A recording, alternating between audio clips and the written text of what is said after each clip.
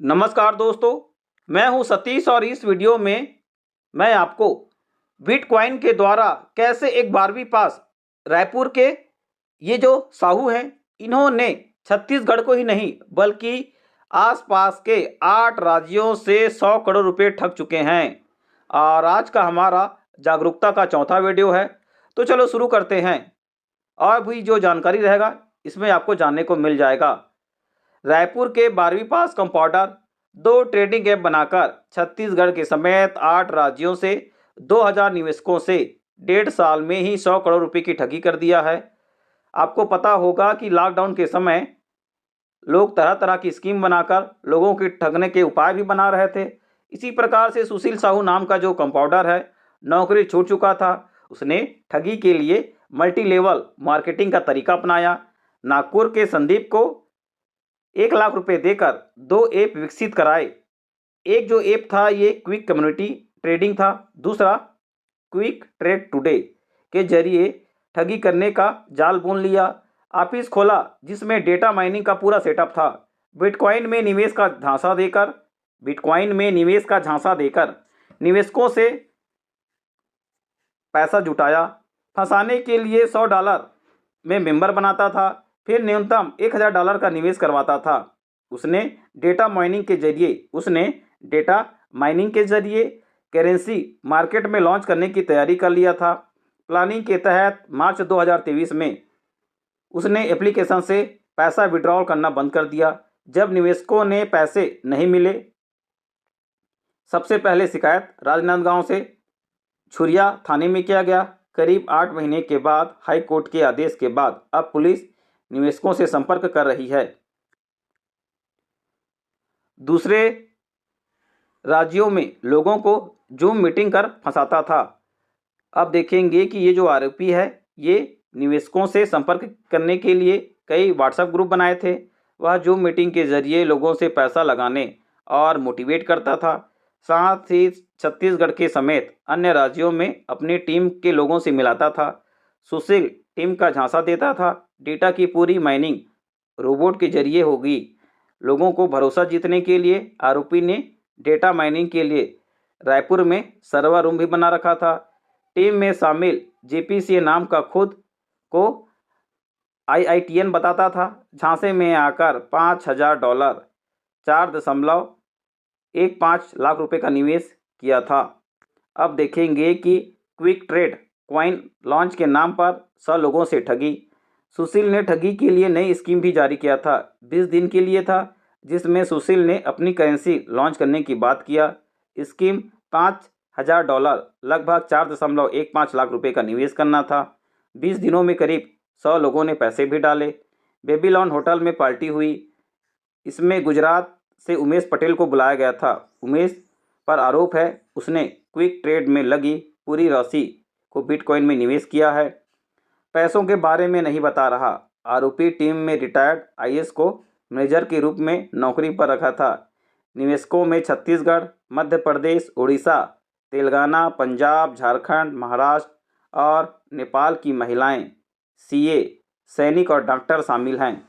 माना जाता रहा कि सुशील ने या तो किसी वॉलेट में पैसे छुपा रखे हैं या बिटकॉइन में निवेश किया है, इसके बारे में नहीं बता रहा है। 2 FIR SIT बनी राजनांदगांव के छुरिया थाने में 4 अक्टूबर 2023 को भोजराम साहू की शिकायत पर आरोपी सूबेलाल उर्फ सुशील साहू समेत अन्य के खिलाफ धारा 34, 406 और 420 के तहत पहला केस दर्ज हुआ।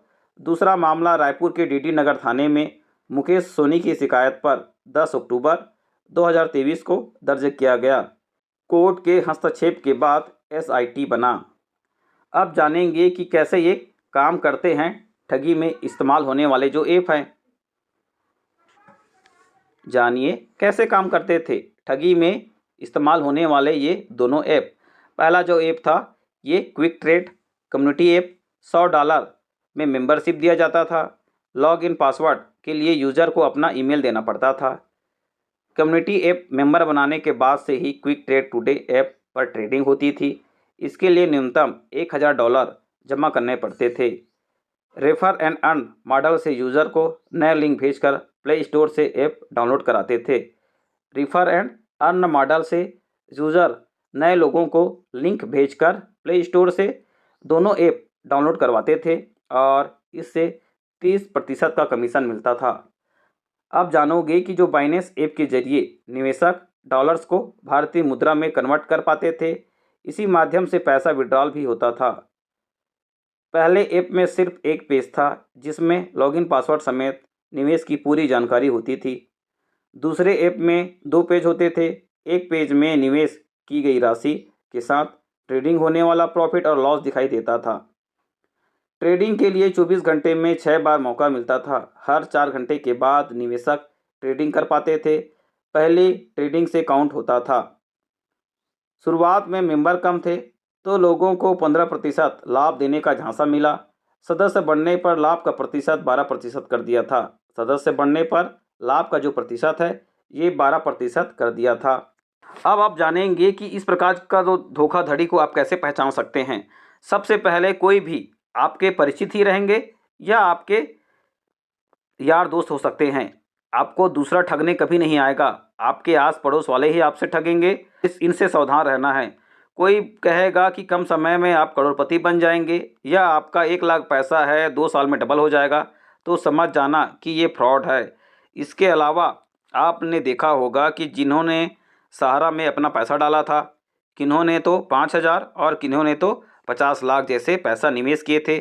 और ये निवेशक कैसे थे कि अपने ही जान पहचान लोगों के द्वारा उनका मैच्योरिटी पूरा होने के बाद भी पैसे को री इन्वेस्ट किया गया, जिससे उनका जो पैसा है आज तक निकल नहीं पाया है।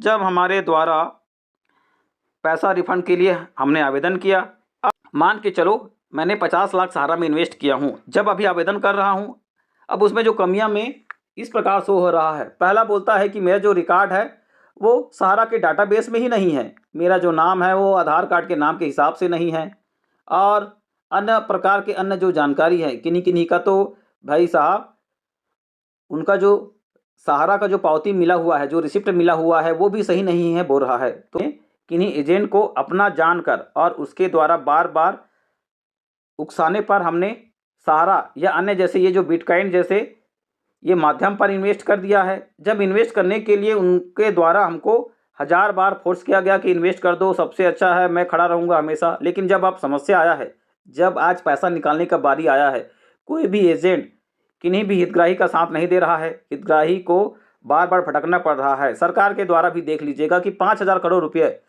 को जब आपने जब्त किया है, जब कोई आवेदन कर रहा है कि आपको पता होगा कि ये जो सहारा का जो इन्वेस्टमेंट है ये 2014 से पहले है और उस समय का जो हमारा दस्तावेज था ये आधार कार्ड बेस्ड नहीं था। तो हमने या तो वोटर आईडी दिया होगा या सिंपली कोई भी दस्तावेज देकर ये जो सहारा में अकाउंट खोले रहे होंगे। जब हम आज आवेदन कर रहे हैं, आज आप आधार कार्ड से हमारा जो डेटा मिलाओगे तो वो कहाँ मिलेगा भाई। अगर आपको पैसा देना है तो जिनके पास जो रसीद है, आप रसीद के पावती को ही आधार मानकर आपको पैसा देना चाहिए। तो आप मान चलो कि सरकार भी पैसा देना नहीं चाह रहा है। पढ़े लिखे नहीं है उन लोगों को तो इतना दिक्कत है कि वो तो 50-60 हज़ार 1 लाख भी रहेगा, वो भी इतना जो पंचायत को देकर वो कभी ये सब चीज़ करना नहीं चाहेगा। तो इस प्रकार से देख सकते हैं कि गांव के भोले भाले लोगों को किस प्रकार से कम समय में ज़्यादा पैसा का लालच देकर पैसा ठगा जा रहा है। जब सरकार ने पैसा जब्त किया है तो उनको पैसा दे देना चाहिए। आपको ना आधार कार्ड देखना चाहिए ना ही कोई अन्य दस्तावेज, क्योंकि जिन हितग्राही ने पैसा जमा किया है उसका तो आईडी उसके पास रसीद है ना भाई, आप रसीद देकर पैसा दे दीजिएगा। और आप इतना पंचायत बना दिए हो वेबसाइट को और दुनिया भर का जिन हितग्राही का मृत्यु हो चुका है उनके लिए तो और असंभव का काम है ये। तो आप तो पहला सहारा का जो डाटाबेस है आप इसको क्लियर करवाइएगा। इसके बाद जो हितग्राही है उनको उनके रसीद के हिसाब से पैसा दीजिएगा और जिनके हितग्राही का मृत्यु हो चुका है उनके परिवार वालों को उनके नामनी के आधार पर इनको पैसा दे दीजिएगा। और ये जो प्रक्रिया है सरल बना दो, क्योंकि जितना आप सरल बनाओगे उतना आसानी रहेगा लोगों को पैसा निकालना। बस इतना ही गुजारिश रहेगा सरकार से कि आप सहारा वालों को पैसा दे दो, क्योंकि आपके पास अभी भी उसका संपत्ति जब्त है और आप कभी भी किसी प्रकार के कम समय में ज़्यादा पैसे का लालच का कभी भी इन्वेस्टमेंट नहीं करेंगे। जो आपको बोलेगा कि कम समय में ज़्यादा इन्वेस्टमेंट बोल रहा है तो मान के चलो वो फर्जी है। बैंक भी आपको 2 से 3% ही देता है। सरकार के द्वारा जो बॉन्ड जारी होता है, गोल्ड बॉन्ड जारी होता है, वो 7 से 8% ही आपको दे पाते हैं। तो कोई भला आपको इससे ज़्यादा परसेंट कभी भी नहीं दे पाएगा। इस प्रकार से आप देख लीजिएगा और कभी भी कम समय में ज़्यादा पैसे के लालच में नहीं आइएगा। सतर्क रहें, सुरक्षित रहें, सावधान रहें। जय हिंद।